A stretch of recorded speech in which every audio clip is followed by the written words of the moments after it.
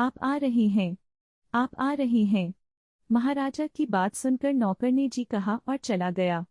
महाराजा ने ठीक से पहचान लिया कि महारानी ताराबाई ने महाराजा को फिर से भोजन करने के लिए बुलाया है। महाराजा धीरे से अपने बिस्तर से उठे और खुले दरवाजे के पास पहुंचे। रहजगढ़ गांव के गेट से लगभग 30 मिनट की दूरी पर एक जंगल था और जंगल के बाईं ओर रहजगढ़ नदी थी।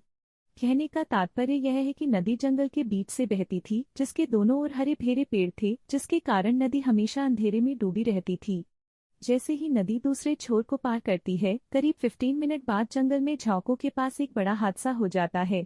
एक गिरी हुई गुफा दिखाई दे रही थी। गुफा में प्रवेश करने का बड़ा दरवाजा अंधेरा था। अंदर कुछ भी दिखाई नहीं दे रही थी। गुफा में प्रवेश करते ही वह कांपने लगा। गुफानुमा तहखाने की ओर जाती हुई पत्थर की सीढ़ियां दिखाई दे रही थी। वो 20-25 पत्थर की सीढ़ियों से नीचे चलने पर नीचे पत्थरों से बना एक विशाल तहखाना दिखाई दिया। उस तहखाने में पत्थर की दीवारों पर चारों दिशाओं में पत्थर के खंभों पर बहुत सी लाल रंग की मशालें जल रही थीं, लेकिन उन जलती हुई मशालों की रोशनी में अंधेरा कालिक की तरह गहरी थी। ऐसा लग रहा था जैसे अंधेरा प्राकृतिक नहीं था और उन मशालों की रोशनी में सारे दृश्य दिखाई दे रहे थे, जैसे मकड़ियां, जहरीले सांप और पकड़े गए सांप शिकार की तलाश में जाल में क्यों। तहखाने में ऐसा अजीब सा सन्नाटा था कि सांपों की फुफकारने की आवाज सभी दिशाओं में गूंज रही थी।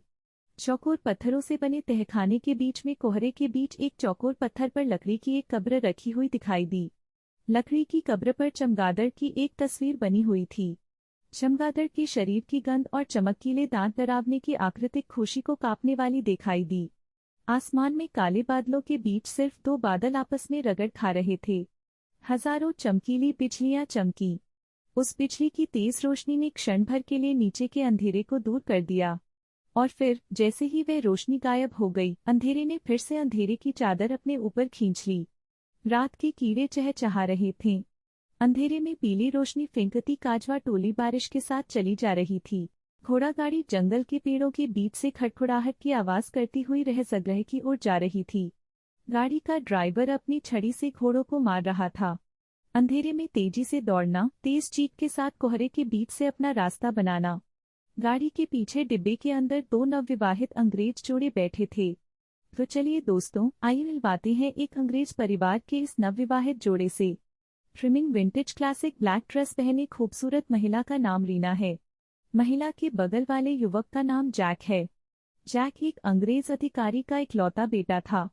रीना के साथ जैक का प्रेम प्रसंग चल रहा है। रीना की शक्ल एक स्वर्गीय अप्सरा को भी शर्मसार कर दे। उसकी सुंदरता से कहीं अधिक लगती थी। रीना के पिता ब्रिटिश सरकार के अधीन कार्यरत थे, जिन्होंने बिना किसी धूमधाम और परिस्थिति के उन दोनों की शादी की।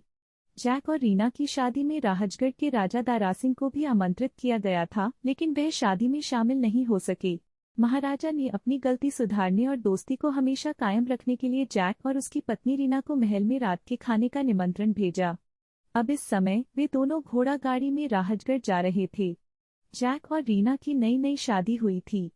प्यार, वासना, उत्तेजना की कोई सीमा नहीं थी। दरअसल अगर प्यार में वासना न हो, अगर शारीरिक सुख न हो, तो वह प्यार कभी भी लंबे समय तक नहीं टिकता।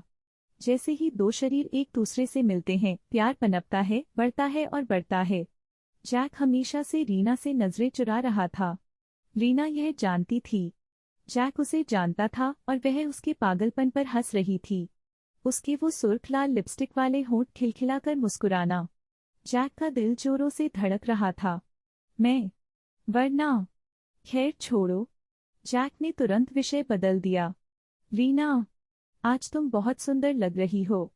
जैक ने रीना की प्यार से तारीफ की। सुनकर रीना बहुत खुश हुई। रीना अपनी सीट से उठने लगी और वह जैक की सीट पर बैठ गई। उसने उसके कंधे पर अपना सिर रखा और आगे बढ़ती रही। तुम ऐसे ही प्यार करते रहोगे।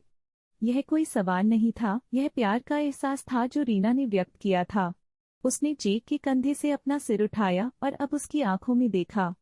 ऐसा लग रहा था जैसे वह प्यार के जवाब की उम्मीद कर ही थी। रीना कहती है, जीवन साथी को उसी प्यार में बदल देता है।